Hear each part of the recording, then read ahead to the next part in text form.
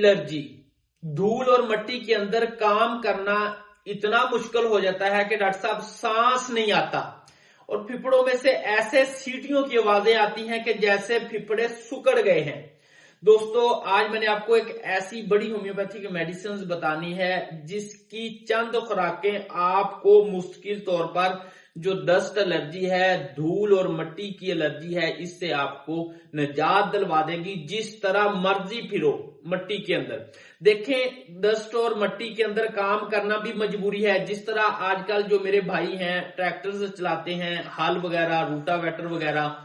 कपास की चनाई हो रही है, बाहर हवा के अंदर भी जो मिट्टी का तनासुब है वो बहुत ज्यादा बढ़ जाता है क्योंकि हर तरफ मिट्टी ही मिट्टी है,